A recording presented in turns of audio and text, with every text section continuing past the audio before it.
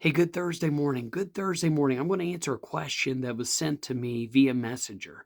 The person was asking, and it's a good question, it's an important question. They wanted to know why in the world was the first miracle that Jesus performed? Why was it turning water into wine?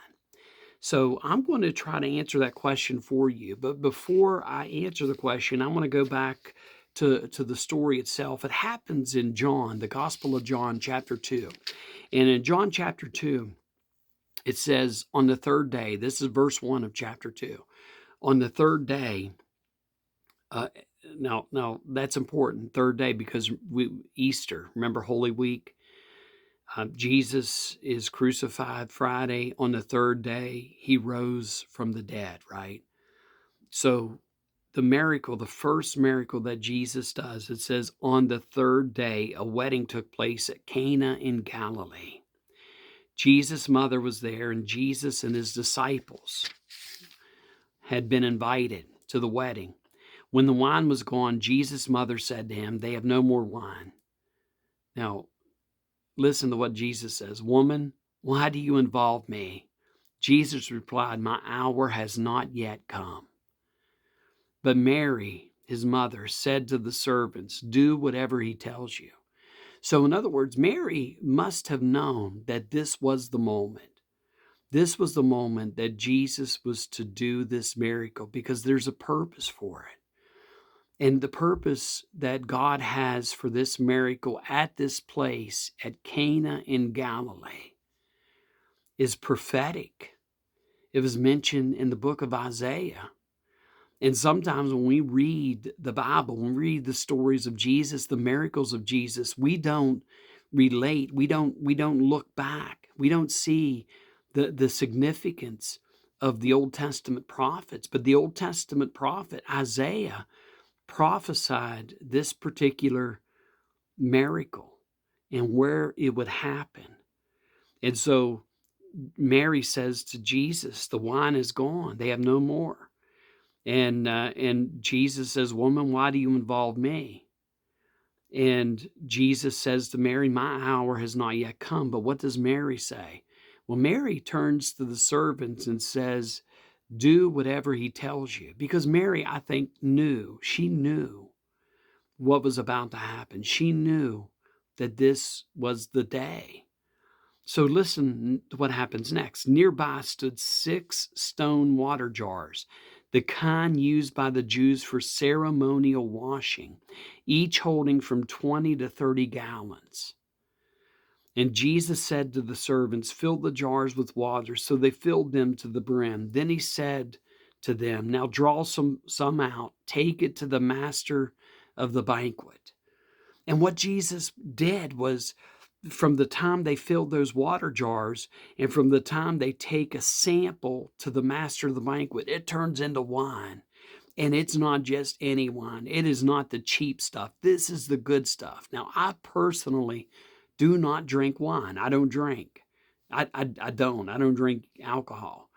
But this master of the bank was like, "Wait a minute, hold on. Usually you don't bring out this good stuff until, I mean, you bring it out the beginning when folks are sober and everything." But yeah, I mean, seriously, it's in here.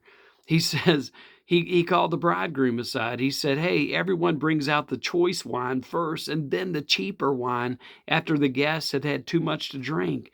But you saved the best for last. You saved it for now."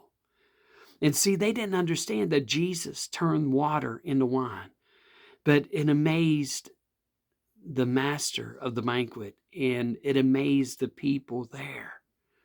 Now, why is this important? Well, the first miracle that Moses does when he brings the Israelites across the Red Sea, they wander in the wilderness 3 days looking for water. On the third day, they find water. But the water's bitter, they can't drink it. So what does Moses do? Moses prays to God, and God tells him to throw this chunk of wood into the water, and he does, and it makes the water sweet. It makes it so that it's useful for the people to drink. On the third day, this happens. So why is it important for Jesus to turn water into wine? I'm glad you asked. because the answer is found in the book of Isaiah. Isaiah chapter 8 and 9. At the end of Isaiah chapter 8, it says, the darkness will turn into light. But in chapter 9, verse 1, the latter part of verse 1, listen to this. But in the future, he's talking about God. Well, I'm going to go ahead and read all of verse 1. Nevertheless, there will be no more gloom for those who were in distress.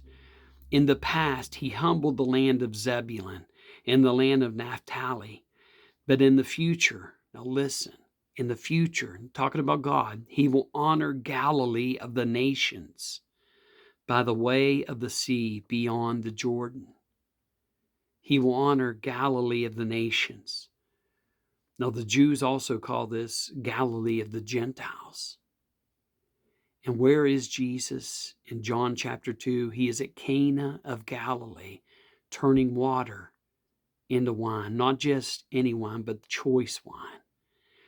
And why is this important? Because those who know their prophecies, those who are walking with Jesus, the scribes and the Pharisees who will hear of this story, will go back to Isaiah and they'll see that God will honor Galilee of the nations by the way of the sea beyond the Jordan. Because what happens there is God reveals the Messiah. The first miracle that happens is at Cana of Galilee, Galilee of the Gentiles, or Galilee of the nations. The water used for ceremonial cleansing is changed into wine. And this is significant because what happens at the Passover, Jesus takes the cup, and he says, this is the blood of the new covenant poured out for you and for many for the forgiveness of sins. The first miracle that Jesus does is turns water into wine. Mary, his mother, is there to witness it. It is a witness to all of Israel that the Messiah has arrived. The master of the banquet is amazed because this is a choice wine. This is the best of the best because this is what God does for his people. God gives us the best. But you know, Mary was there at that first miracle. But at the end, when Jesus is on the cross, when the blood of Jesus is being shed from his hands and his feet, and the crown of thorns around his head, the blood that is coming down, Mary is there. And when the soldier takes the spear and rams it into the side of Jesus to see for sure that he is dead, water gushes forth from his side. Water, wine, blood. Reminder to all of us that Jesus is the Messiah of God. And that water used for purification was changed to wine. And on that night when Jesus met with his disciples in the upper room, he says, this is the blood of the new covenant, poured out for you and for many for the forgiveness of sins. Friends, today, whatever you do, wherever you go, I hope that you have a great day. I hope this message spoke to you. And I pray that each of you are happy. I hope that you're healthy. And I hope that you're safe. Have a great day, everyone. And God bless.